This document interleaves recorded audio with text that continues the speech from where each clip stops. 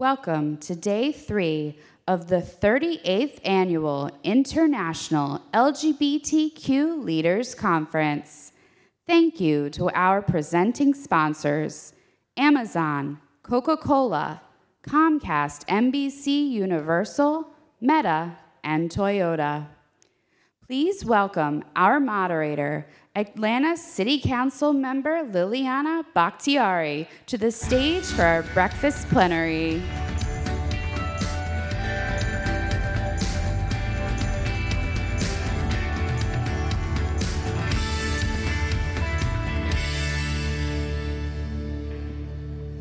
Oh, you weren't kidding. It's really like staring into the face of the sun when you're up here.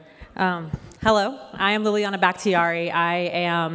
I use they, them pronouns and she, her because I am both non-binary and gender fluid. Identities are stackable, so fluidity is great. Yeah, you can clap for that. Thank you. I am also the city council member in the city of Atlanta. I actually owe a lot of gratitude to Victory Fund because they helped me become the first non-binary, gender fluid, Muslim, queer person on the Atlanta City Council and in Georgia. And helped me come out as non-monogamous early this year, so thank you for that. And I'm lucky both of my partners are here for the first time. So yes, this is a panel on a post-Roe v. Wade world, and I actually wanted to take a moment to invite my panelists up here with me in a moment. But as we know, the overturning of Roe v. Wade marks a tragic return to the past, destroying decades of progress within the abortion rights movement. Advocates and legislators must once again fight for the right to abortion, and despite the erasure of trans and non-binary folks from the conversation, LGBTQIA+ people and rights are deeply connected to this movement, and the plenary will emphasize how abortion rights are connected to LGBTQIA+ individuals, fight for justice while advocates and legislators discuss strategy. Well, I'm over here reading the exact description. Point is that this panel is to discuss what a very important narrative that is left out of this conversation regularly, that of our community, and especially that of non-binary and trans folks. So I'd like to take a moment to welcome to the stage my fellow panelists and give them an opportunity to introduce themselves. But could the rest of you, State Senator Megan Hunt, if you would like to come up.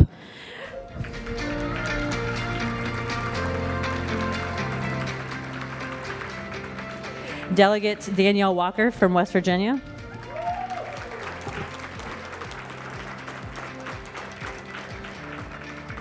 Representative Brianna Titone, would you also come up and join me?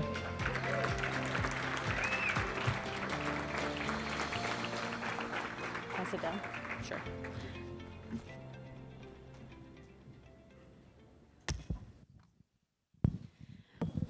So, this is my first time actually moderating, so everyone try to be a little gentle with me. But I want to give each of our legislators here an opportunity to introduce themselves. We have 3 minutes each, and Victory Fund was kind enough to give us a timer so that they don't have to ring a bell on us, so much appreciated. I'll go ahead and, Brianna, why don't you go ahead and start us off? Is this on? It's on, hey, all right. Hi, everyone. I'm Brianna Titone. I'm the state representative from Colorado, House District 27. I just got elected to my 3rd term. Thank you. I'm the first trans person in Colorado to be elected, second after Danica Roman.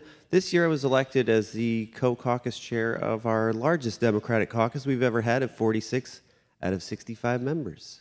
So it's a pretty big deal. I'm a geologist and a software developer, really passionate about mental health and the rights of people, minorities, just really trying to lift up the community. And passed 52 bills by 4 years. Just really looking forward to another 2 years of working for the people of Colorado. One of my favorite things about Brianna is how they are able to just talk about their incredible accomplishments deadpan and act like it's not actually a big deal when it's actually incredibly extraordinary. Thank you for everything that you've done. Next, I wanted to give Delegate Danielle Walker an opportunity to introduce herself. Good morning. Come on, I know y'all partied last night. I said good morning. Good morning. All right, we are excited to be here at the Victory Institute. When I say I am Delegate Danielle Walker, I am also the first vice chair of the West Virginia Democratic Party.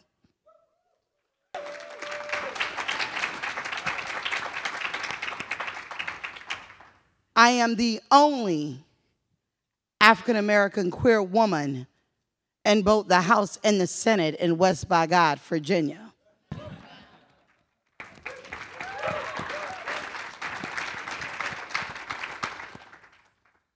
I am an advocate. I am an activist.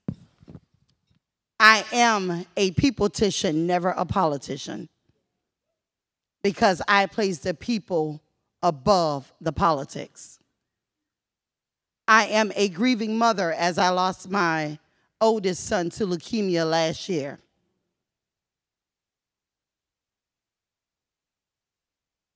I still have one king with me, Devin Walker. I am a daughter, I am a granddaughter, I am a niece. I am a mother of a movement, which some has deemed me to be. I am bold, unapologetic, and out-fucking-spoken.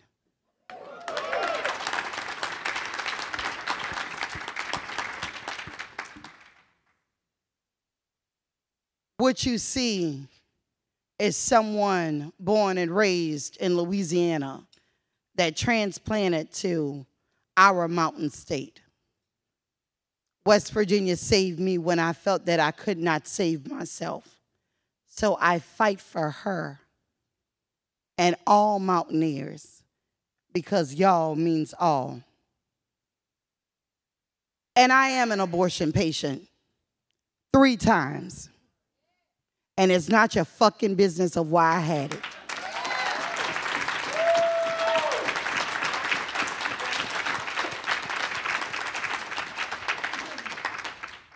I don't want to be a storyteller anymore. What I want to do and what I do and what I will continue to do is bring folks to the platform so they could be truth tellers. My abortion escorts was my mother, who's a pastor, my stepfather, who's a pastor, and my late son, and he was 2 years old. I was privileged. I am privileged. So I will fight for reproductive health care because it is health care. Abortion is not a woman's issue. It's a people's issue. It's a human rights issue, and it must be inclusive, and it must include non-binary and transgender folks. And let that be uncomfortable for you. No more chains, no more resumes on my uterus and ovaries. I am Delegate Danielle Walker.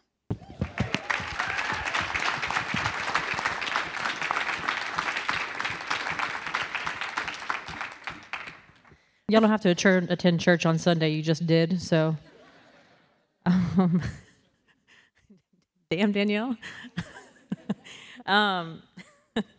Last but not least, Senator Megan Hunt. I'm good.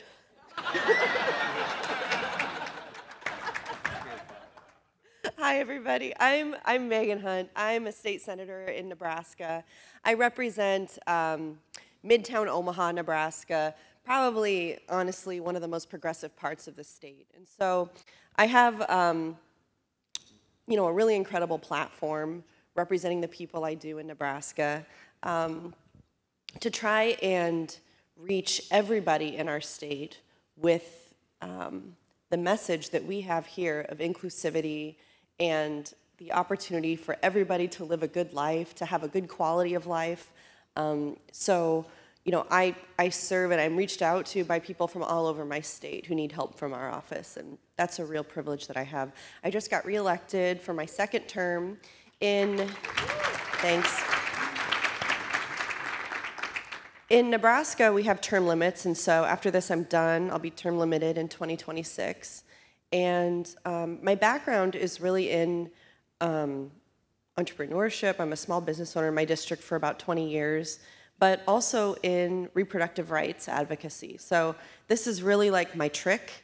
This is like my one thing that I'm really, really good at doing in the legislature is stopping abortion bans and fighting for reproductive rights and justice. And as long as I'm in the legislature and beyond, that is what I have dedicated my platform and my life to doing. So thank you.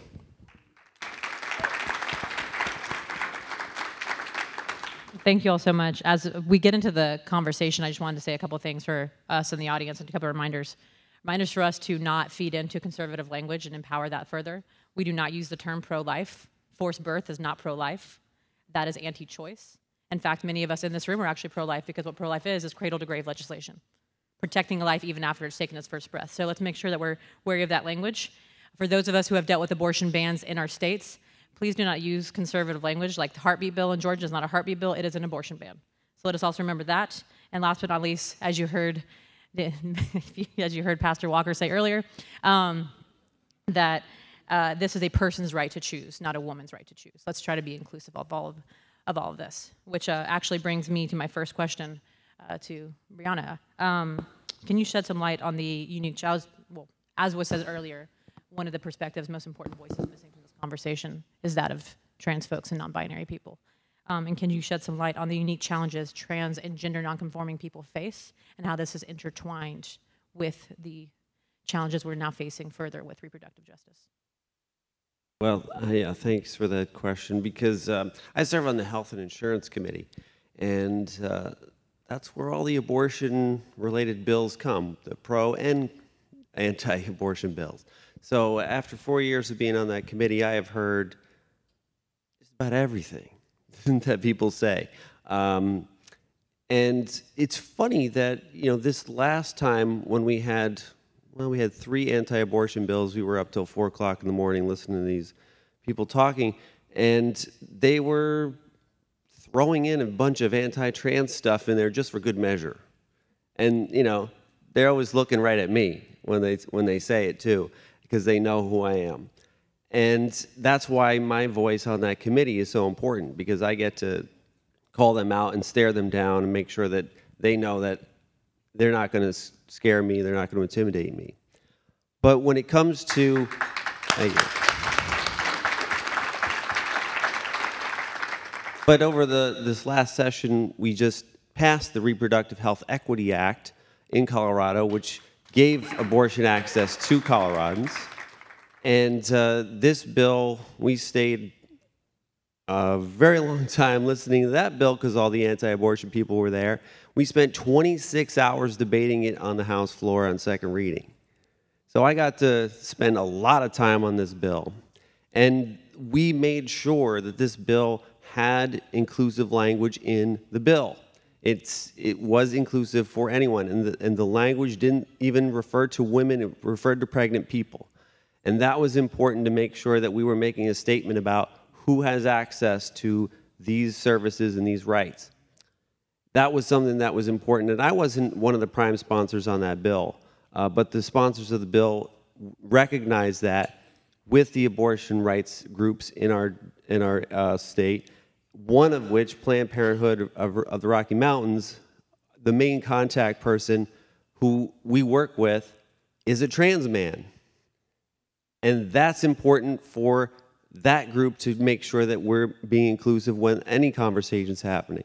Because Jack wants to have a kid at some point and is looking to do that in the future, and we will welcome him, and we're creating laws that are going to benefit him as well. This time around, this next session, we're going to be running another bill. We're going to be running a bill to protect people who are getting abortions and trans care in the state of Colorado. And I was proposing this bill last year. I tried to get it through in the session. At the end of the 2022 session, we were running out of time. We had a lot of bills. So we weren't able to get that through with all the work we had to do. So I made a statement about running this bill at an abortion rights group that we had. And I said, I want to do abortion rights and trans rights because of the intersectionality, because it's bodily autonomy that we're talking about.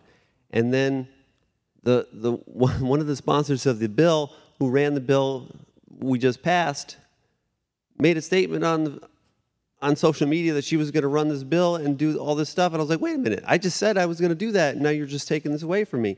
And you better include me on this bill, because if you don't include me on this bill and it protects trans people, there will be hell to pay, and there will be the underside of the bus you're going to see. Because I need to be at the table when this happens, and I need to be part of that conversation. Because you cannot leave me out, because it's important for trans people and non-binary people to see me at the table being the voice of that bill. And I will be one of the prime sponsors of that bill this coming session, because I insisted upon that. If I'm going to be there, I need to be there. And that was important. So, you know, even when these issues come up, it's still easy to say, oh, hey, we got it. We know what we're doing. But no, when you have someone at the table, when you have someone who could do it, you can't just tokenize them and just stick me on as a sponsor of the bill. No, I need to be the prime sponsor of the bill. I need to be the voice of the bill. I need to be the person who's speaking about it. And that was really important to me, and the other sponsor of the bill realized that that was a true statement that needed to be said, and I needed to be there. So you will see that bill coming in January or so to protect people getting abortion care and trans care in Colorado, protect all the providers, all the co-conspirators helping people get the care that they need, so they're not going to be coming after them from the states that are preying on all these people that are leaving their states to get the care that they need. And Colorado will not be tattling on anybody. We're going to give them the privacy that they need to get the care that they need.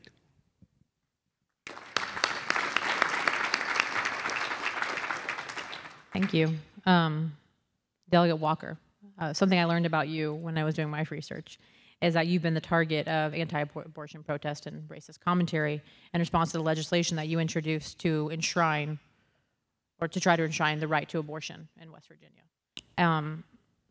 Unsurprisingly, the biggest reproductive organizations in this country are typically white-led, and if you couldn't tell by the look on Rep's face, and racial equity is often overlooked in the abortion rights conversation. How do you think we can resolve this gap in representation, both in decision makers and outcomes? And secondly, how do we better center the voices and experiences of Black queer people in this fight? I need you to believe us. I'm going to say that a little slower because evidently it went over some heads and some ears didn't hear it. I need you to believe us. I need you to see me. I need you to understand the white supremacy around these groups, such as West Virginians for Life, who targeted the only African-American woman representing their neighbors in our home state. First day of Black History Month, I received an email with the KKK meme saying that this is my ally.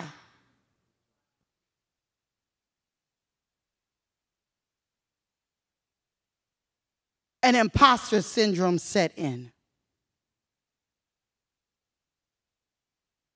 I grew up in the Jim Crow South.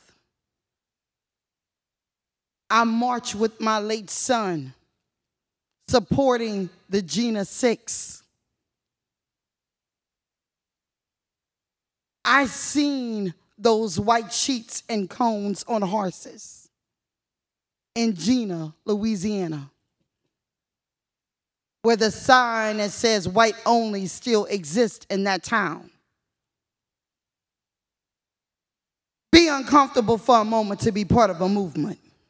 It's hard to sit on this couch because I feel like I need to stand up and walk around.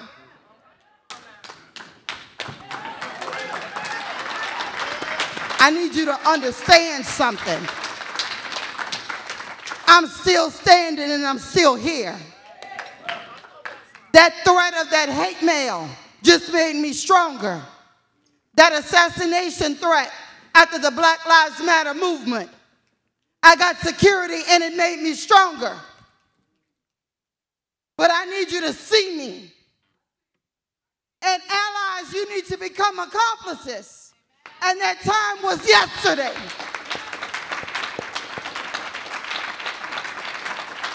See, when I need you to be a shield and walk ahead of me, I need you to be obedient and humble to do it. And when I need you to be on the side of me, I need you to be bold and do it. And when I ask you to step behind me, because they need to see me, I need you to be bold and do it.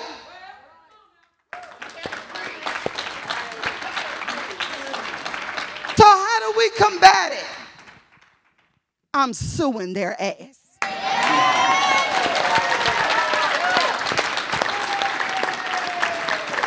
How do we combat it? I am proudly endorsed by South Atlantic Planned Parenthood. How do we combat it? We show up every day. And sometimes we take a stand by taking a seat. Sometimes we take a stand by taking a walk or a march or a protest, writing a poster, investing in places like the Victory Fund. And sometimes you take a stand because you're sick and tired of being damn sick and tired, and you put your name on the damn ballot.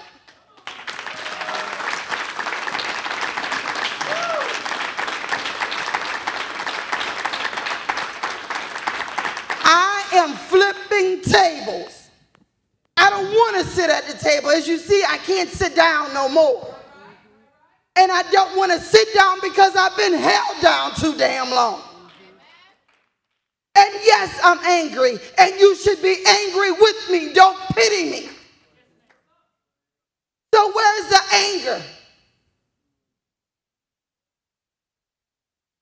Where is the anger? My freedom is taken. West Virginia has a complete ban. I need feet on the ground. I need funds in West by God, Virginia. I don't need you just to come visit the national park. I need you to see the persons who can get pregnant and be forced to be parents and give birth. And there's no answers. There's no legislation. There's no Medicaid program. We are already dealing with the drug epidemic in West Virginia. We have HIV and hepatitis outbreaks. We need help in West Virginia. First person to die of COVID-19, it ran through the African American churches. And I was bold. But I had to lean on Senator Manchin so he could bring everybody to the table. And now we have an African American COVID-19 task force. But who you think they blackballed out of that committee? But I showed up every damn meeting, even if I couldn't say anything. And I took it back to the people. And that's what we must do when we have these systems in place of white supremacy. It exists. And don't you close your eye to it.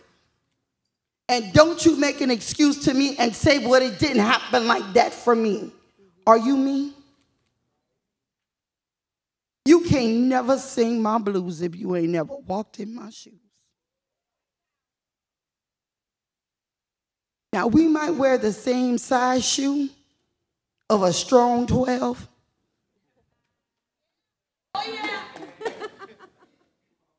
But I can tell you, I'm flat-footed. I can tell you where the width of my feet are. And even though we have that same size, my footprint is not the same as yours. So respect my journey. Respect my fight. Respect my anger. And stay uncomfortable so we can protect all.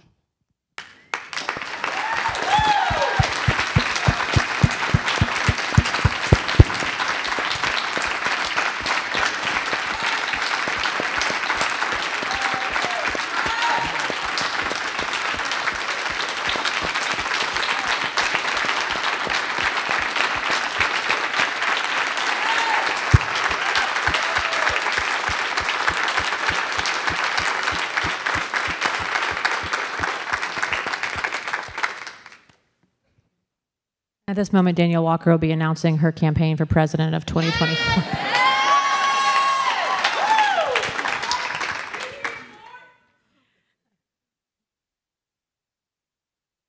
Thank you. Taking a moment to understand that that is takes a lot for a person to share that. So thank you for Taith expending that energy and sharing that with us. Megan, Senator Hunt, this brings me again to you. In a press release from earlier this year regarding the Dobbs decision, you said that the outcome was not a surprise to longtime abortion rights activists because you never counted on the courts, or we never count on the courts to save these rights. You stated repeated calls to simply vote the problem away, ignore how effectively the far right has captured the power of so many institutions outside of the electoral process. Acknowledging the limitations of legislative action for securing reproductive justice, can you speak to some of the efforts occurring on the ground to build power outside of the electoral process? And how can we advance the fight from outside while political spaces are hostile and unreliable? Well, first I want you to stop doing that to me. Making me go after Delegate Walker here. Thank you, Danielle. As long as people have been getting pregnant, there have been people who don't want to be pregnant. And none of that, started or stopped because of anything having to do with what the US Supreme Court did. So I think that we have to unhitch our perception about what's possible for us from what's legal for us. And I know that I'm speaking to the choir, I'm preaching to the choir here because everybody in this room, no matter what intersection of experience you have, knows what that feels like. When you're excluded from your humanity, from the opportunity to pursue your best life because of who you love, or how you look, or how much melanin you have, or where you were born, stuff completely out of your control. And so that extends to pregnancy and healthcare decisions like that as well, and it always has. Every pregnancy is different, and that's why a one-size-fits-all policy, whether that's a 20-week ban or a 6-week ban or a complete ban without exceptions, whatever it is, none of that is healthcare. And none of that is actually in the interest of the public or in public health. And that's always been true. So we had, a brief period in US history where the right to abortion was ostensibly protected by the Supreme Court, but we know that that was never the case in this country. Roe was a floor, right? Not a ceiling, as we say. And even though abortion has been legal in this country, there have still been, vast swaths of population and places in the United States where that's not been accessible to them. So the truth is that we are going to help each other have safe abortions forever, no matter what the law says.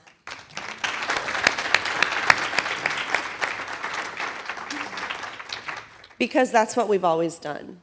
But the difference between where we are today and where we were, 50 years ago, 100 years ago, 500 years ago, in the history of people getting pregnant and not wanting to be pregnant,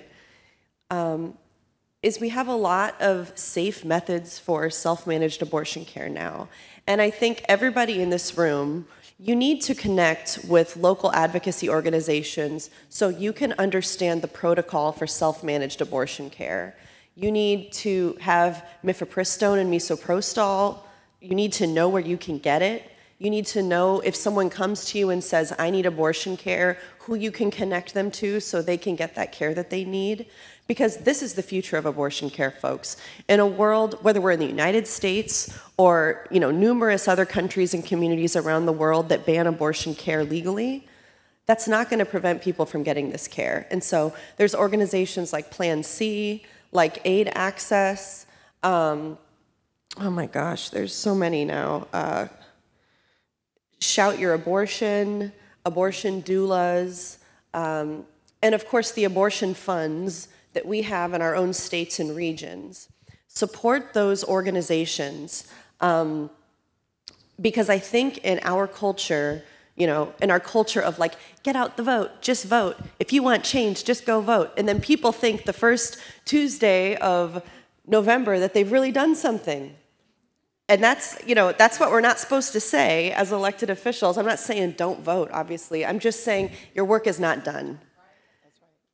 When you cast your ballot and you say, oh my God, I hope the right people get elected. If not, there's nothing we can do. Like, no, people get elected. And we all know, those of us who are lawmakers and elected officials, that doesn't even mean you can do anything either. So, you know, I feel like I get more done for abortion justice as an activist and as an ally to the people on the ground who are doing the work every day than I can once or twice a year being able to push a red or green button on my desk in the legislature. Because that's where the infrastructure has to keep growing for abortion rights in this country. And we can't count on the courts to save us. We can't count on a party to save us. We can't count on a legislature or a city council to save us. But there are people on the ground who have been working on this issue for generations, and that should be comforting to us. We don't have to invent the wheel. None of us up here, nobody in this room needs to stand up and say, okay, how am I personally going to save abortion rights in my state or whatever? Join the people who are already working in this movement. Ask them how you can help them. Learn the protocol for self-managed abortion care, and be an ally and an advocate to the people who have been doing this work for generations. Because abortion will always happen. It may not always be legal, but none of us care about that. That doesn't matter.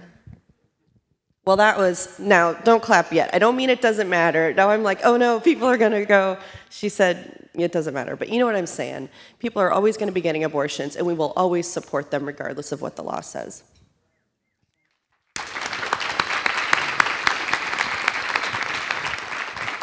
And building off of that point, it's always important to acknowledge that the overturning of Roe v. Wade, there are portions of our communities, our society, of our country, where the establishment of Roe v. Wade was never a reality. So for many, this fight has not just started again; it's never stopped. So I think it's important for us to remember that and hold space for that, especially when we feel like we have brand new ideas to bring on the scene. Believe me, there are brown and black people and trans people who have come before us who have had those very same ideas. So always acknowledging that first. Question for all of us. What are some of the biggest obstacles on the ground? How can activists and coalitions and policymakers collaborate more effectively to address these changes and move the needle towards reproductive justice? And how do we combat, I know this is a lot of questions, this all folds into one, but this idea that, to speak to what you said, Senator, that we feel like we can't do anything. How do we combat that? How do we combat that apathy? And this is for anyone. Sure, I can jump in. So I want to say one thing through my lens of experience as a lawmaker, as a state legislator. One thing I think that we have done for too long is let the lobbyists and the architects of abortion bans get away under the radar too long. So one thing that we've been doing in Nebraska that maybe you can take or leave if it works for you, is we're no longer protesting at the homes and at the offices and shaking down the lawmakers who end up making the vote. We are doing the same thing to the lobbyists, the medical associations, the board members of those medical associations, because they are the ones who bring the bill to the lawmakers who end up voting on it. So people think that the legislative process starts and stops with Senator ABC, who's voting for the ban or not, and when they're upset at the senator. The senator wouldn't have a bill to vote on if the medical association didn't tell him, okay, this is a compromise we can live with. Or if this lobbying organization for Right to Life or whatever didn't write the bill and bring it to the senator. So voters, citizens, our neighbors, all of us need to understand that there's a long pipeline of infrastructure that brings these bans to us, and at every stop along the way of that pipeline, they need to be fucking scared of the people who have had enough of this and are saying we're not going to accept an abortion ban, no compromise, no 6, 12, 20-week compromise, no compromise for in vitro fertilization, no compromise to exclude trans people or non-binary people. No ban, period. And if you are on the board of the medical association that says we can live with it, it's a compromise, whatever, you're working with the opposition to make a ban happen, fuck you. You're gonna see me in your yard.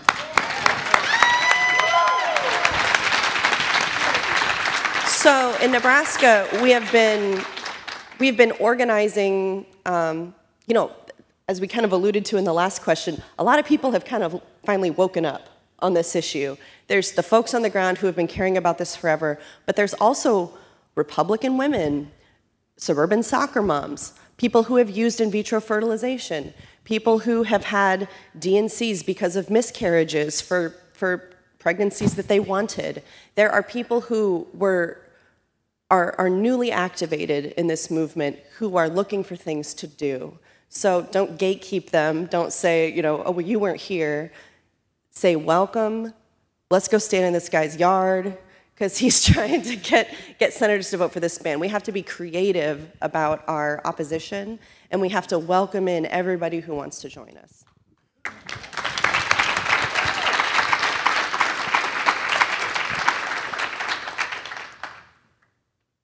Thank you. And the next question I had was around something we hear a lot about is we heard Clarence Thomas, gross, say that make commentary about how this may be an ability to start going after gay rights, trans rights, contraceptives, et cetera. And I wanted to kind of touch on and ask about how the right to privacy around abortion care affects gender-affirming care for people, for trans folks and people who are non-binary. Yeah, well, Clarence Thomas pissed me off when he wrote that in the Dobbs decision, let me tell you. Clarence Thomas pisses me off all the time. Well, I mean, he especially pissed me off then. But, you know, that was, so Colorado is, you know, people look at Colorado, and we have a huge freaking majority now, which was unexpected. And abortion has always been an issue that has been people are very passionate about it. Colorado is more of a libertarian-minded state, and we're like, no, let people do what they want to do. And they try to do these ballot initiatives all the time, and we always destroy the bad ones, and we always pass the good ones. So, you know, it was no surprise that when I went and walked doors this year, on my third time around walking doors, abortion was never an issue that anybody ever talked about. This year, old white guys that are like 70 are like, this abortion's out of control. Why are they doing this? Why are they taking away these rights? And I was like, tell me more, sir. Tell me more about this. And it was just one after another that people were talking about this topic. And then you talk about, you know, all these other issues that he brought up, your Obergefell decision, and all these other things that he alluded to in the Dobbs decision. Now, we have a constitutional amendment in Colorado that says that same-sex marriage is not valid. A lot of states had these amendments that went on in the early 2000s. We still have it there. It was nullified in a district court decision, but Obergefell put that into place. If Obergefell goes down in the Supreme Court, which I don't trust these people to walk my dog, never mind like make a good decision, but if that is overturned, our district court decision is overturned under the terms of Dobbs. So we are taking steps to get rid of our constitutional amendment this year. Since we have like a big majority, we can put it on the ballot. We can change the language. We can make it a repeal and replace and say, oh yeah, by the way, it is legal here no matter what they say. And that's what we're planning on doing this year.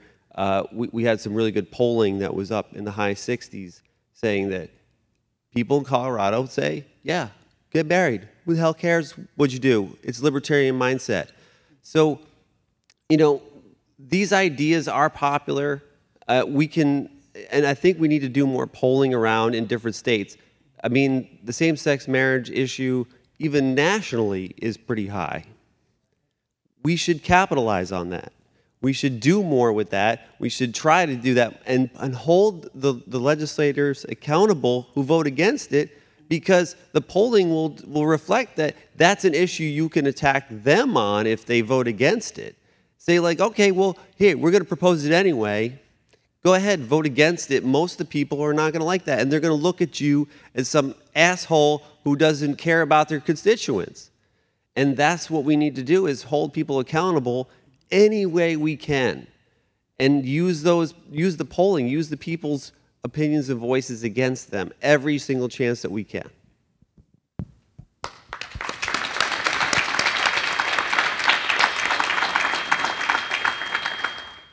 It never ceases to amaze me how obsessed cishet men are with regulating pregnancy, given, they can't do, they don't have, but, if this world was a logical place, we'd be living a much different reality.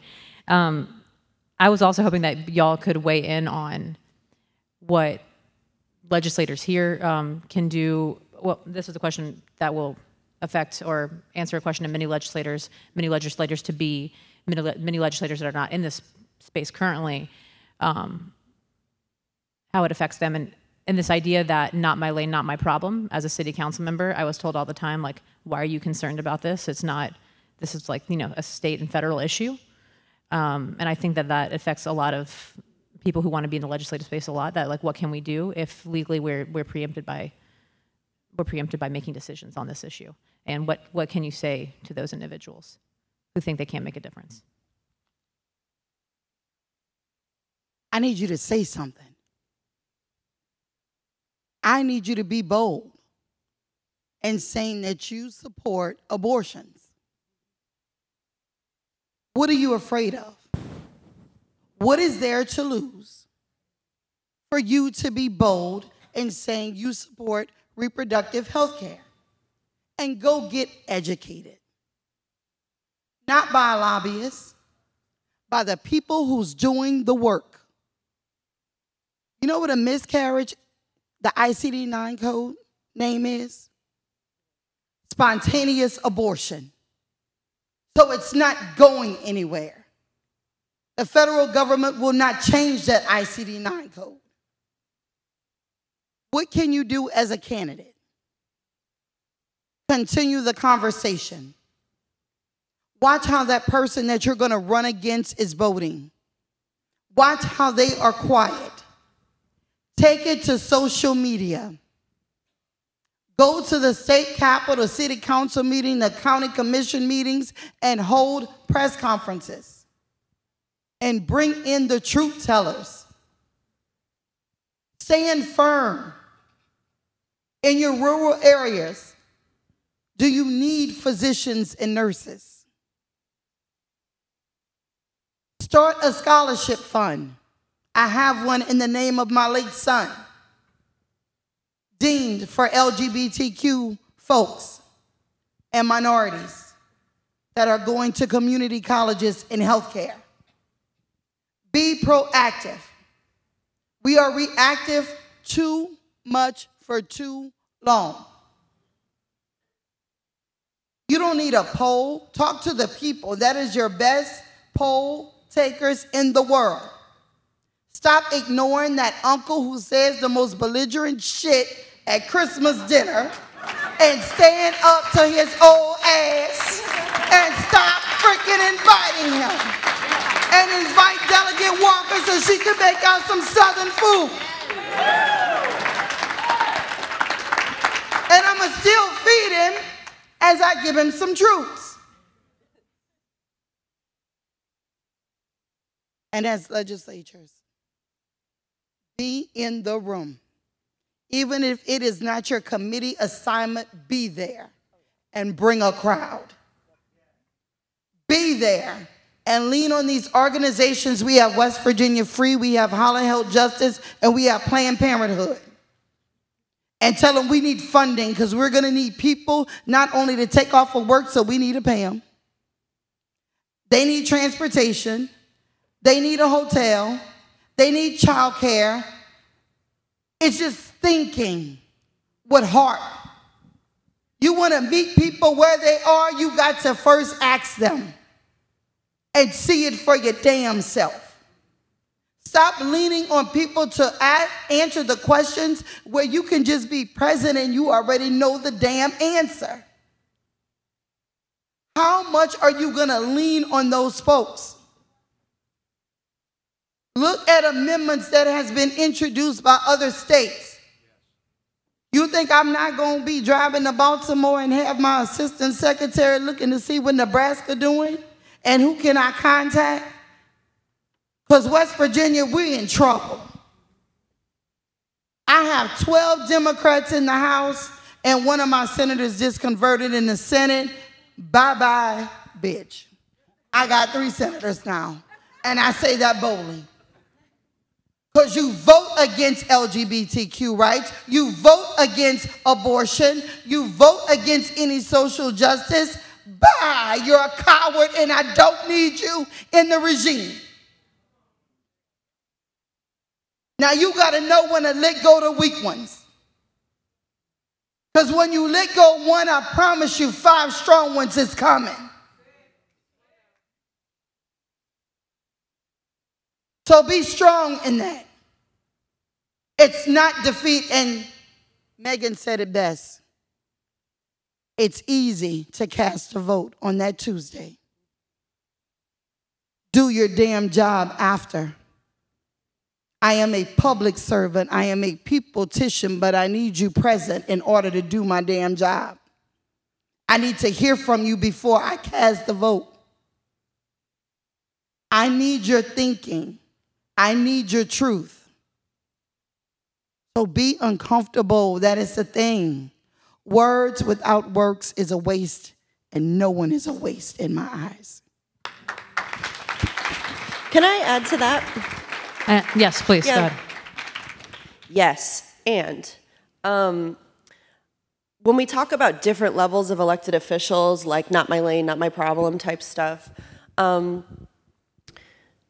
stigma that we have around abortion, the stigma that we have around the LGBTQ community, the stigma that we have around, kind of reproductive health care in general, that is engendered and built, and it grows at every level, from elementary school and the things that we learn at home and the things that we learn in church to, the access to this type of healthcare that we need that we don't have as adults. And so we're talking about stuff like comprehensive sex education, making sure that we have that in our schools. That's something that elected officials and leaders and community activists on the local level can work on, making sure that your library has research-based, medically accurate, age-appropriate materials that people can use. There's so many things for reproductive justice that can be done at the local level without passing a law. And these are the things that, in places like western Nebraska, which is extremely rural, basically anything besides Omaha and Lincoln, but all of these places in my state, we don't have a lot of healthcare providers. We have a dearth of nurses and PAs and people who can provide this information to people and this care, and we don't have sex education in our schools. So we see high rates of STDs and STIs. We see high rates of unwanted pregnancies. And we also see high rates of sexual harassment and assault because we also aren't teaching things like consent and healthy relationships. And this is all part of sexual health. This is all part of public health. And this is something that we can have an impact on no matter where we are in elected office or where we are in terms of our local impact. In Nebraska, abortion is still legal, and we are one of the only Midwestern states where it is still legal. We have a 20-week ban with exceptions for rape and incest and medical emergencies. And when you look around what's happening in this country right now, it's a pretty moderate law, actually. And I volunteer at our local abortion clinic and as an escort, and we see cars coming in every day from Texas, from West Virginia, from Louisiana, from Nevada. We had someone drive 18 hours And a lot of these people are folks with no support, no money. They're getting enough money from an abortion fund to stay in town one night at a hotel while they recover from a procedure, and then they have to drive 18 hours back home, back to a place where they have no familiar support and no support network at all. And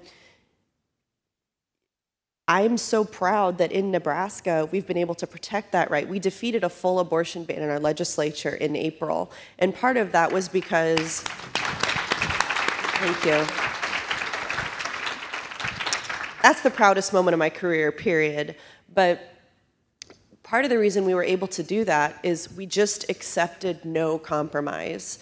And we made our moderate Republican colleagues understand, you know, how this was going to affect people who lean on IVF, how this was going to affect people who have medical emergencies, and just the reality of that now we're seeing all over the country play out in real life. And we knew this was all going to happen. But this is the outcome of a system that shames people for their sexuality, that doesn't provide education about consent or comprehensive sex education. And all of this can start at a very, very young age. So in whatever role you have to play in your communities, if you can't push a button and vote yes or no on an abortion ban, that's obviously like that's okay. Work in your schools, work in your local communities, and make sure that these kids have age-appropriate, medically accurate, research-based information about their bodies. I know, Brianna, you want to add one thing before we get into Q&A with the audience, so go ahead. Yeah, just one other quick thing. You know, a lot of communities, when it comes to religious-based things, the religions, you know, have a lot of influence on people. So as leaders in your community, find the local faith leaders who are sympathetic to abortion access, to LGBT issues. Get them together and form coalitions of faith-based leaders who want to promote abortion access and LGBT equality. We have an interfaith alliance in Colorado that stands up. When the Club Q shooting happened, they were there. They were leading the vigils. They were there, you know, supporting the LGBT community. They were there testifying on our bill to support abortion access. So you have to get people to say, hey, you know what? I know that I've been told this is wrong and I'm supposed to do this, but I can still be a person of faith and believe that abortion access is right and LGBT equality is right. And you need to get those leaders together to give those people the courage, the courage to actually say that they can also believe in that religious belief and also believe in supporting those communities and access to abortion. Thank you all. And we're about to move into Q&A. And I just also want to end on a higher note and say that there's a lot, it's really easy to get deterred by what is happening in our country, absolutely. But there's also hope and good things that are occurring as well. In Atlanta, I was able to, thanks to organizers who've been working for decades, was able to author and get passed unanimously a decrim bill on abortion in Atlanta, which got picked up by multiple other counties throughout the state, and also was able to start an abortion fund in the city. So if I can do that on city council, there's plenty else that we can do. And there are tons of organizers in your community, if you are a legislator, that will bring you the best ideas. So please always be open to them. But there is also lots of good things happening too, and it's important to remember that as well. So I know that we wanted to switch to Q&A. Caesar and Charlie, there's like lots of questions that I can't see, so you're gonna have to. Oh, there you go. Thanks with the lights. Here you go. Let's start I saw the hands at this table first, right in front. Hi, Please everyone. My name is Omar Martinez Gonzalez, AIDS Foundation Chicago. And first and foremost, thank you for your leadership and for your voice. I'll try to keep this brief. So what we hear a lot in the community is, of course, the racist and hypocritical narrative from anti-abortion around protecting black babies from abortion, despite the fact that black women are disproportionately impacted by infant mortality, perinatal, maternal mortality. They're left out of health care. They're kept in poverty by these policies. Why aren't we hearing more from non-black legislators on this issue of maternal mortality and infant mortality for black women? In the US Congress, we have about 25 black women in the US House of Reps out of 435. No black women in the Senate. And the House of Representatives, black women have issued reports on this, but it's not coming down to community. So are we failing the movement from non-black legislators by not having this conversation and framing it from the perspective of black women and their lives? There's a seat right up here next to me too. If you want to go ahead and lead the panel, that's cool. You want to take that one first, Danielle? Yeah, go right ahead. You're absolutely right. The maternal mortality rate in African Americans is the highest. Just in impacted persons in African Americans is the highest. Poverty, African Americans is the highest. We don't have the representation in government. It's the lowest. So where's the divide? White supremacy systems.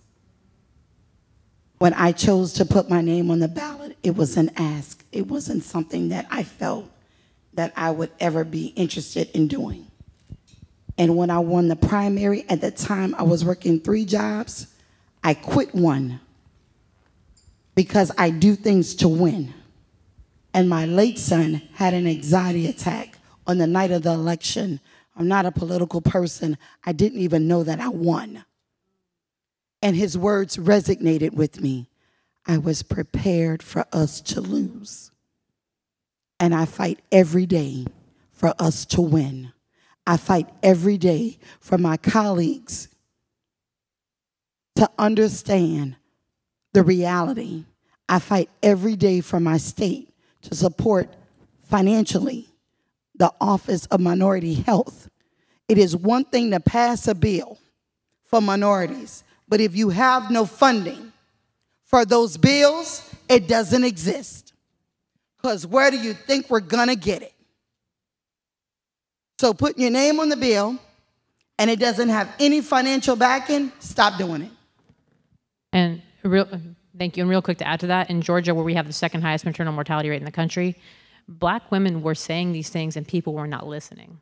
And until I was lobbying for Planned Parenthood when HB 481, the 6-week abortion ban, came up, and it wasn't until white folks, I was organizing and I trained over 250 citizen lobbyists. And it wasn't until we got white people saying it on behalf, like saying what black people have been saying forever, that we started getting traction around that, and that's how we were able to only lose it by 2 votes. But so that's also something to say, is like, it's not sometimes, all the time, there are black folks that are saying this and it's not being heard.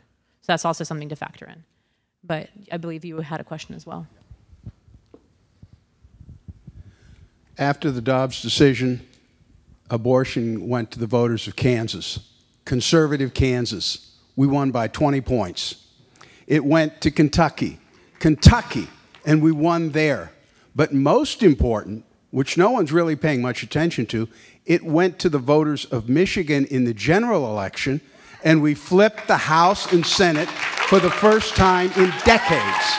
And in my home state of Pennsylvania, for the first time in decades, we control the House of Representatives, and the one vote that did it by 1 vote is here today because Latasha Mays, my legislator, was elected and is the winning vote, 101 to 100. What we need to do is put this on the ballot in places and let people vote in elections where there are other matters, such as electing legislators. And we need to go after them as a matter of liberty. This is a liberty issue. There was a terrific song during the Vietnam War that really should be our anthem here, and it was called Sunshine. And the last line of it was, "You can't even run your own life. I'll be damned if you'll run mine." Liberty is the issue, and as gay folks, get out of our lives and get out of the lives of those people who are pregnant.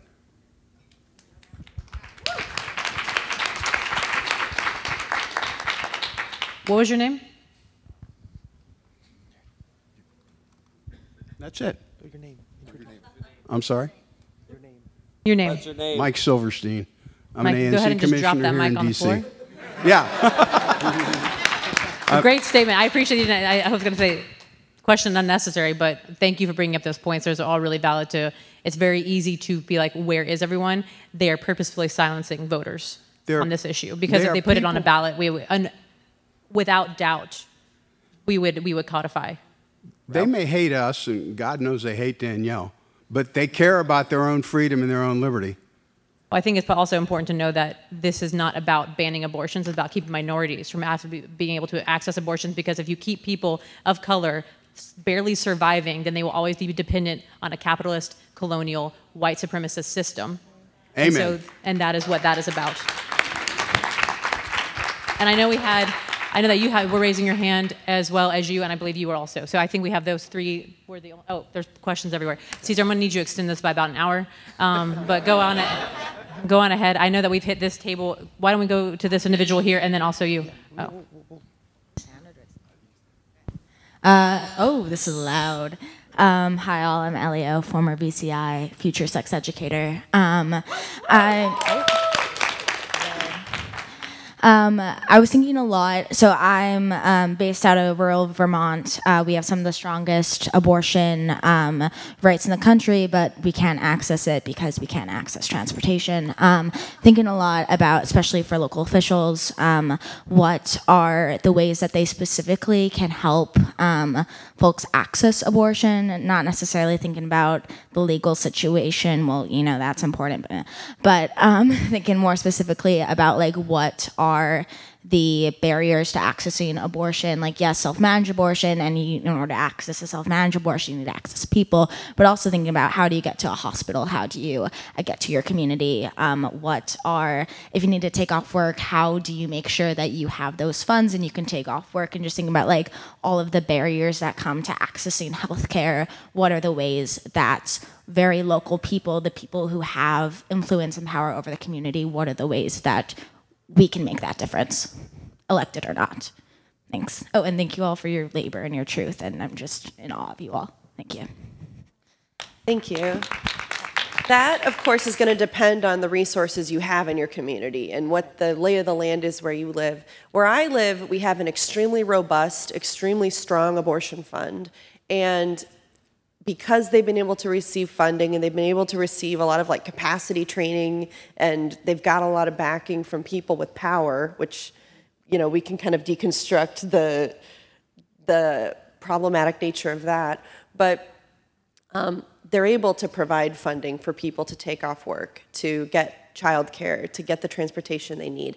And that's where government is letting a service fall through the cracks, right? That's regular people kind of getting together and saying, we've got a problem, we're going to form a group, and we're going to find the funding we need to get this done. So I've tried to use every resource I have in my platform to support what they're doing, because I know that there's nothing the government is doing that's going to catch the people that are falling through the cracks, as I said. So look for the people who are providing the service and use your platform and power to get them more.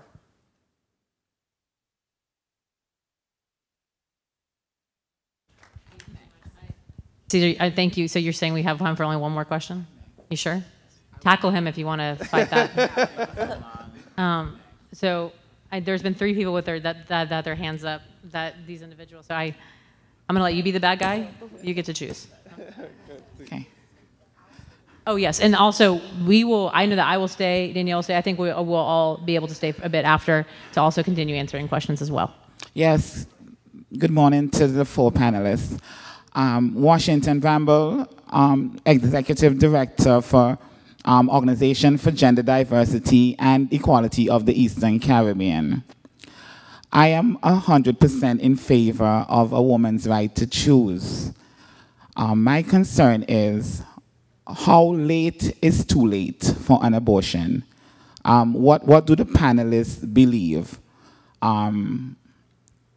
When should a woman be allowed to have an abortion? Should a woman be allowed to have an abortion right up to the final trimester? Or what is the cutoff point, actually? What each of the panelists believe? How late is too late for a woman to have an abortion? Thank you.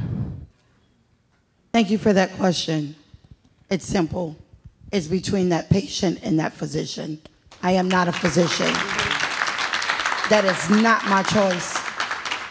I had a late-term abortion, and I don't need anyone in this room to judge or their damn approval. It's simple for me. Yeah. Similar answer for me.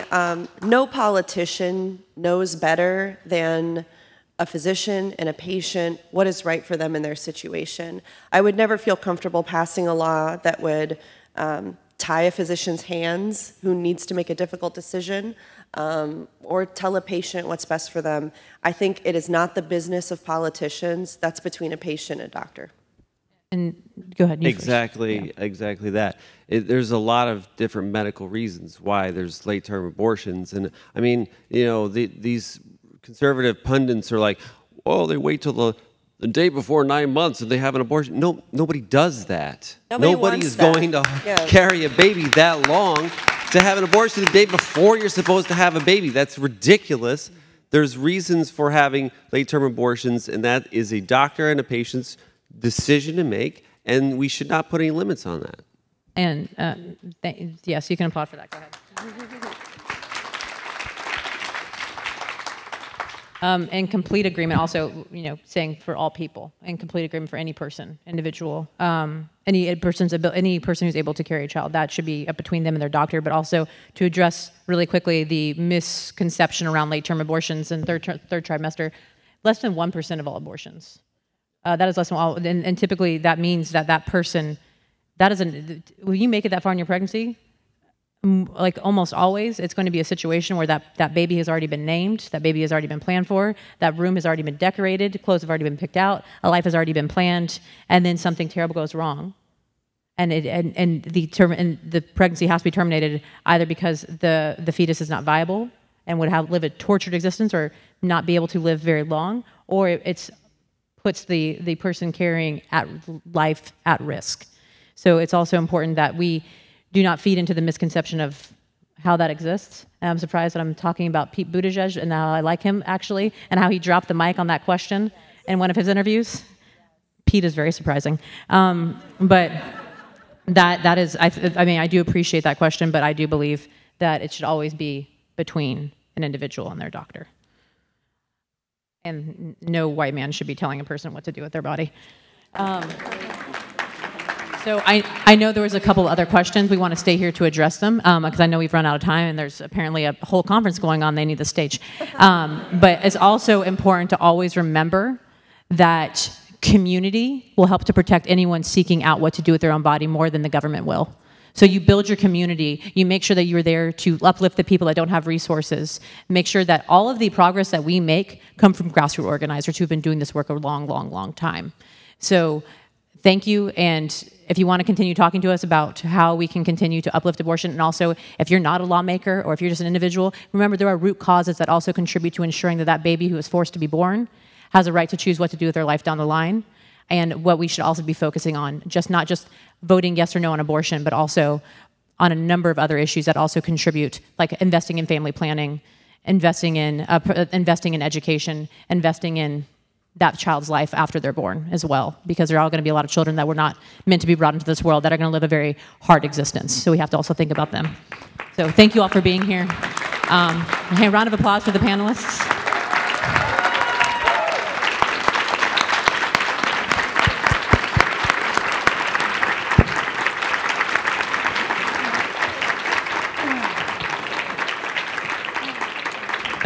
And thank you so much to Victory Fund for allowing us to have this panel and asking us to be a part of it. And thank you all for coming.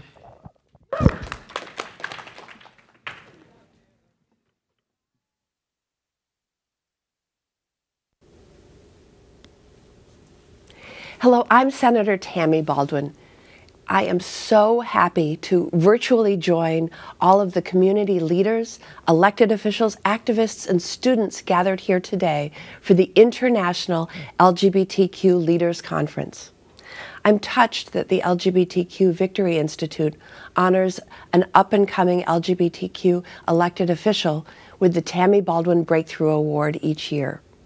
This award recognizes their public service in moving our March for Equality forward. First, I want to take a moment to acknowledge and congratulate every individual who was nominated for this year's award. The work you are doing to push for equality within your communities is so important, and it does not go unnoticed. So thank you. Our governing bodies, from city councils to state legislatures and up to the United States Senate, work best when they reflect the people they represent. Because if you're not in the room, the conversation is about you. But if you're in the room, the conversation is with you. And this year's recipient has fought hard to be in the room and part of the conversation. I'm so incredibly honored to present the 2022 Tammy Baldwin Breakthrough Award to Nebraska State Senator Megan Hunt. Not only has Megan made history by becoming the first openly LGBTQ woman ever elected to the Nebraska State Legislature, but she has dedicated herself to fighting on behalf of her community members and standing up for what's right. During her time as a public official, she has consistently advocated for LGBTQ youth protections, pushed to expand access to social services, and fought tirelessly to ban conversion therapy statewide. You know, I often say that I didn't run to make history, I ran to make a difference. And that is the same inspiration that has driven Megan's public service in the Nebraska State Legislature. Megan, the work you have done and continue to do to champion equality is making a difference in people's lives, and I cannot wait to see what you do next. You're an inspiration to me and an inspiration to so many in the LGBTQ community across this country. Congratulations on this well-deserved honor, and thank you to the Victory Institute for all that you do. Keep fighting the good fight, and have a great conference. Thank you, Senator Baldwin. Please welcome our 2022 Tammy Baldwin Breakthrough Award winner, Nebraska State Senator Megan Hunt.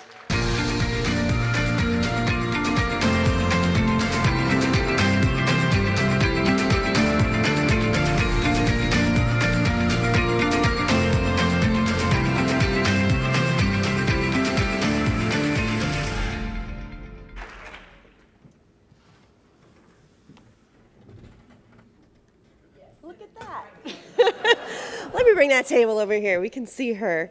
I didn't expect to get so emotional seeing that video. Like, you know, oh God, you know, when you get elected, which I never thought I would be here. Like, I'm just a gal in the neighborhood. I'm a single mom. I run a store, a stationery store. I'm just trying to mind my business. And in 2015, in our community where I live in Omaha, we were trying to update the sex education curriculum in our public schools. I was a public school parent. I cared a lot about this issue. And I became part of a movement locally to ensure that the kids in our community had medically accurate, research-based, comprehensive sex education that was inclusive of the LGBTQ community, that had accurate information that was going to help these kids have a better life. And long story short, it was really, really politically difficult, but we did it. And for the first time in my life, I started realizing that people were seeing me not just as a gal in the neighborhood, not just as a business owner, but potentially as a political leader because of that progressive win that we had in a conservative community. At the time, our sex education curriculum hadn't been updated since 1971. And so in some cases, kids were getting the same sex ed that their grandparents had gotten.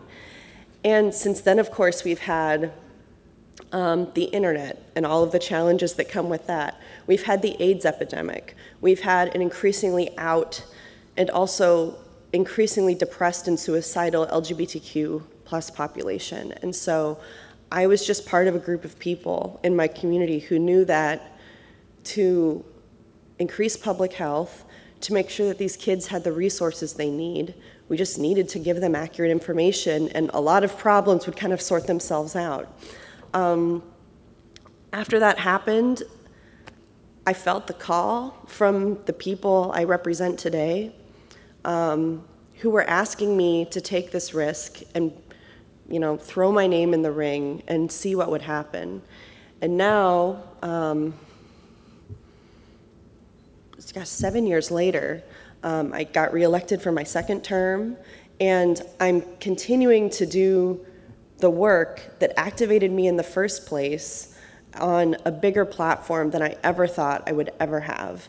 And, you know, I say this all to say, I'm gonna take this home and put this on my shelf, and, you know, 50 years from now, hopefully I'm still here and I'll still have this on my shelf, and hopefully my grandkids will be like, yeah, Grandma got an award and she used to do a lot of stuff in the legislature, you know, whatever.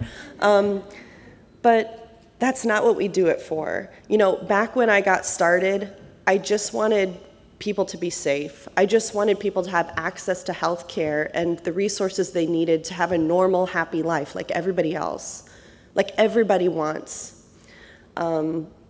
And then I find myself here, and it's like I never meant for any of this to happen, but you know, I took the risk and I walked through a door, and that's what I'm just gonna keep doing in my life, because that's the best I can do with this time I have.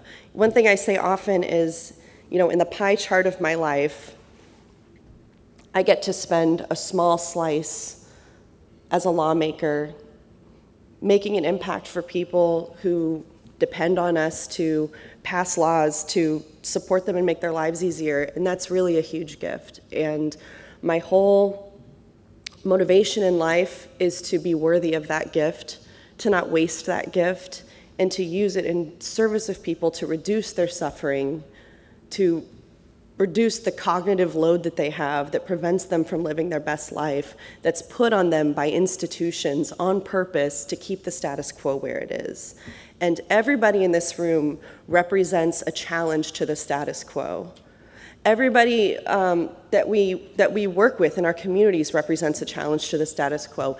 And all of them belong in government. All of us belong at every table where decisions are made, because this entire system that has excluded us for so long is literally for us. It's actually for us. There's nothing about government that's too difficult to understand or too special or too smart that none of us could participate in it. All of us need to participate in it. We need to take our places in leadership where we have always belonged, despite what people have told us, and use our experience to make this world better for everybody. And I am so moved by this award. I know I received this because of your support and all of you saying that you see the work I'm doing. None of us do any of this for the recognition, but what means the most to me is that this recognition means that I've been able to use this platform for something good, and that's all I want to do. So thank you all very, very, very much.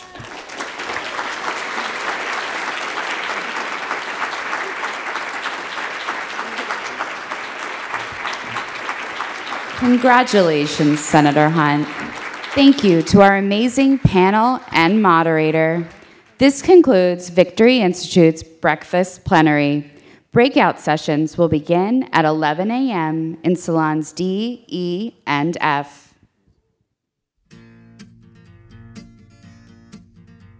Sunshine, go away today. I don't feel much like dancing.